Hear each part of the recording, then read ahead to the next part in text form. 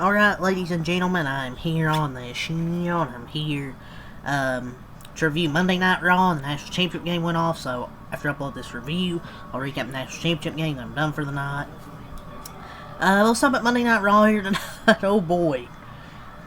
I thought the best parts of the show were probably the opening segment with CM Punk. Oh my lord, we'll talk about that. I thought that was the best thing in the show. But the second best thing I thought was the contract signing of Brock Lesnar, Obafemi. Hate that went off the air, because if it go off the air, I guess at a certain time, but that was pretty fun. But those, I thought those were the two best segments on the show. The rest of the show was alright, you know, felt the good outweighed the bad. I mean, it was way better than SmackDown.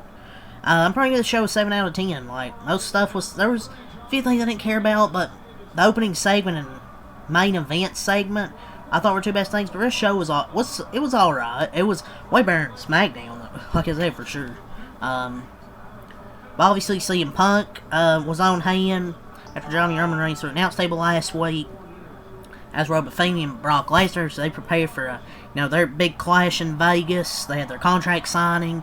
Rhea and Io reunited. I would prefer Io and Asuka. I don't want to just see Io be in the corner for Rhea and not get a match. Finn Balor was supposed to fight JD McDonough. Didn't happen because they assaulted Finn Balor. That feud's kind of cooled off. Stephanie, attacks Liv Morgan. That's a hard headbutt for Roxanne Perez. So that feud's got a little physical as they've been building up, been a lot really physical. But yeah, we'll go over what happened tonight. What was scheduled in advance? A CM Punk appearance. Obafemi and Brock Lesnar go face to face. Rhea and Io versus Meechin and B-Fab. The losers. Finn Balor versus Steve McDonald's and LA Knight, versus Austin Theory. CM Punk kicks off Monday Night Raw. This was the big talking point, I would say. So I didn't go off. Normally start the video with talking points, but I figured I would just, since it's the opening segment, I'll just go over it now. CM Punk just told Pat McAfee to call his agent up who shoehorned him into his show and tell him to lower the ticket prices. Fucking boom! Message sent, and that's a fucking shoot. CM Punk calls Pat McAfee and tells him to call up Ari Emanuel to lower ticket prices. He was spinning this entire promo. I personally really liked it. People are going to say it's corny. I mean, I don't know what more you want.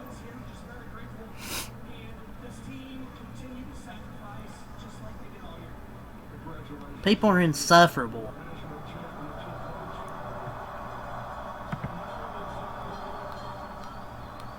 I mean, I feel like you can tell, it's Triple H telling Cody and CM Punk go out there and say this about, Pat McAfee or Emmanuel. Which is really damn entertaining. A strictly business CM Punk made his way to the ring. Grabs the microphone, takes a seat in the middle of the ring. After waxing poetically about Harley Race and what the old timers would say about wrestling, Punk revealed that his WrestleMania 42 opponent, Roman Reigns, wasn't there tonight. Roman Reigns hates me, and I'm right where I need to be because I won't trade my authenticity for approval, he told the odds. Keep chanting, maybe he'll show up. He told the fans that they chanted OTC. Punk proceeded to tell the WWE Universe why he hates Reigns. He calls him store-bought and plastic. He called him safe, boring, and plastic while labeling him dangerous and touting that no one ever knows what he's going to say. In his latest promo, he took shots at Roman Reigns. He also took shots at Dwayne "The Rock" Johnson. He took shots at Vince McMahon. Said something about Roman Reigns, the dog food. He said something about an old man. Just took shots at Vince McMahon, and they, referencing TKO, who said he can't control him. He ended by promising Pat McAfee a receipt after his attack on Cody on SmackDown, demanding lower ticket prices and standing tall with the fans to close things out. What a segment. It's going to be incredibly difficult for Reigns to hit back next week and have the same impact no matter what he brings up. He can't just say you're old. You better capitalize on this. I don't want to hear Roman say, "Oh, you're old." It's going to be incredibly difficult for him to hit back, but at least do something. Don't say, "Oh, he's old." Great television and raw emotion. It's what we get in this rule. Who knew what before? Who knew what before he said it is irrelevant? This felt authentic, and that's something Punk brings to the table that no one else can replicate, no matter how much they try. It's be careful. He said, "Be careful what you wish for when you ask me for a pipe bomb, because this is what you get." Just phenomenal. Phenomenal way to open the show. Absolutely cooking. Dwayne, Vince, TKO, Ari Emanuel. Absolutely cooked. And I don't want to hear anyone say, "Oh, we want Vince back." Yeah, guess who gave WWE to TKO? Vince. So he cooked everybody out there. Triple H letting his two biggest wrestlers in the company show on TKO on back-to-back shows. He might be using Punk and Cody to express his feelings. This was phenomenal. But yeah, that's all to say for the opener. Phenomenal. LA Knight versus Austin Theory. Still stuck in the Vision Vortex. LA Knight gets, who won? Okay, no, Theory defeated LA Knight. Shocker. Try to show speed, reluctantly watched from ringside with fellow influencer and World Tag Team Champion Logan Paul. Eventually, Paul sent Speed to 9, intensifying the issues. The Usos appeared, but the distraction allowed Theory to score a cheap roll at victory. Before Jimmy and Jay could drop a Speed with a 1D, though, Paul pulled his base to the ring floor. Knight called out Raw General Manager Adam Pearce, then issued a challenge for a 6-man tag match, and he made it official.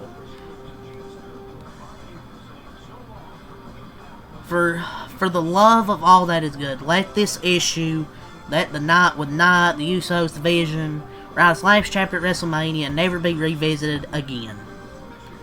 This is all about Speed and the inevitable match announcement. Why that had to be at the expense of my Knight's first match, not elsewhere, is another question. At least the match maybe itself should be fun, like, as long as they're not too much for Speed to do at the expense of the others in the ring with him, and no way should be in control of any action for any period of time based on the story they've laid out here.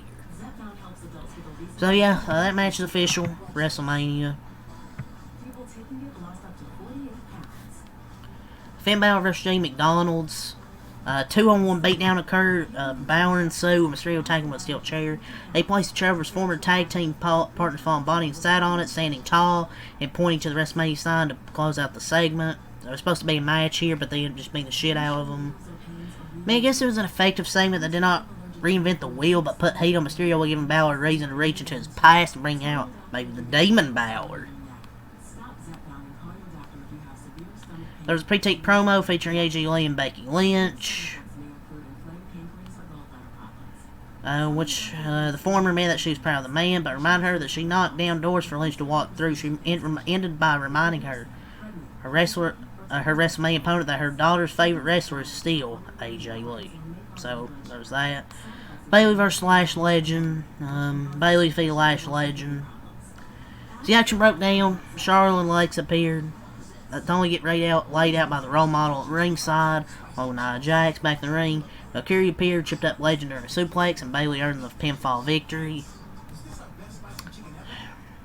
Who cares?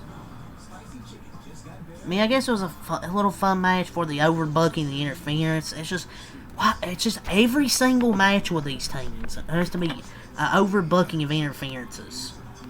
Seth Rollins promo, hit the ring, spoke about Paul Heyman, the negative impact he had in the Vision, with Braun Breaker and Bronson Reed both hurt and out of action. He knew Heyman would find someone to protect him, he said. Then he turns attention to Gunther, the ring general. Where he could discuss, Gunther attacked from behind, only for Rollins to escape. Two brawl before being pulled apart by referees. As Gunther walked through the curtain and into the backstage area, Heyman away from him and said he owed him a very big thank you. Gunther said his attack on Rollins was not for the wise man. Then pulled Heyman close and warned him, "You owe me so much more than a very big thank you."